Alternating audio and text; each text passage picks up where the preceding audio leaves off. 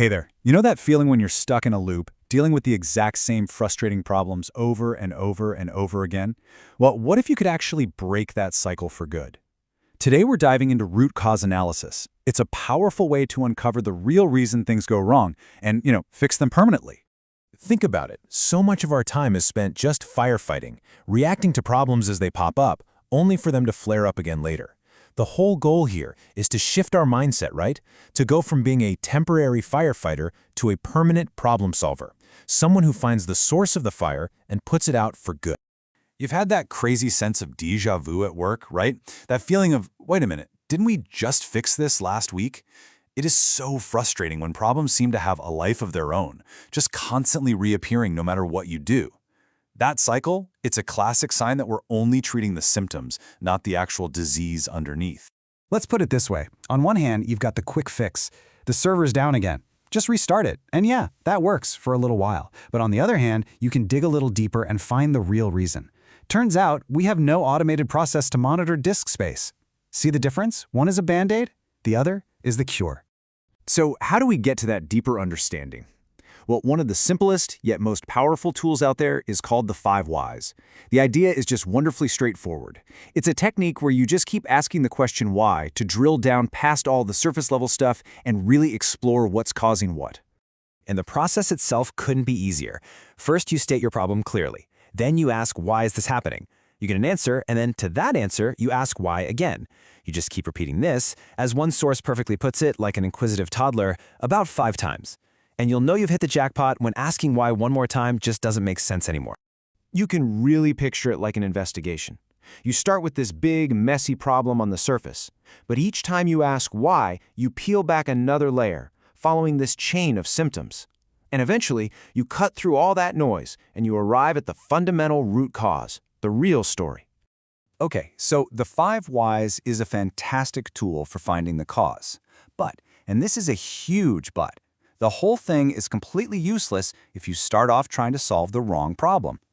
There's a great saying, a problem well-defined is a problem well-solved.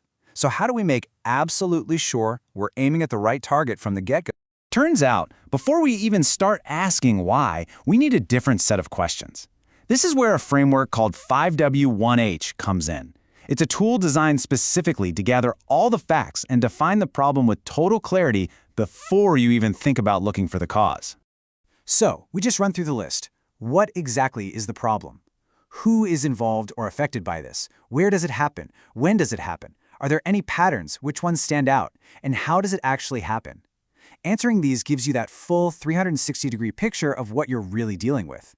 So here's the crucial point, the main takeaway. These two tools are a power duo. They are not interchangeable. You have to use them in order. You start with 5W1H to frame the problem with laser precision.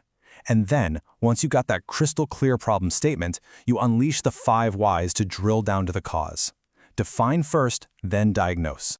But look, these manual methods, they have their limits, especially when you're talking about something insanely complex, like the IT systems inside a modern bank. In these places, you've got all these different teams owning different little pieces of the puzzle. This fragmented ownership means everyone just puts on a quick Band-Aid because nobody sees the whole picture. Manual analysis just can't keep up. And this is where the whole story takes a fascinating turn. Because generative AI is now stepping in to completely supercharge this entire process, especially in these crazy complex digital worlds. And how big of a change are we talking about here? Well, in one recent study at a bank, applying Gen AI to their IT incidents completely flipped their understanding of what was going wrong. It reattributed the cause of over 70% of them. Issues that everybody thought were caused by management or outside vendors, nope, turns out they were rooted somewhere else entirely. I mean, just look at this shift, it's wild. With the old way of doing things, only about 5% of incidents ever got traced back to internal code. But when an AI-powered 5 whys got to work, that number skyrocketed to over 76%. The AI, with no human bias and the ability to process just massive amounts of data, found that the internal code was the true culprit all along. So you're probably wondering, how on earth does the AI even do this? Well, it basically puts the 5 whys process on autopilot. But for each why, instead of asking a person, it queries a knowledge graph, which is like this massive interconnected map of the entire IT system. It just sifts through system logs, change requests, and performance data to find cold hard evidence for each link in the chain. It's analysis on a scale no human team could ever hope to match. And the results? They aren't just academic, they're staggering.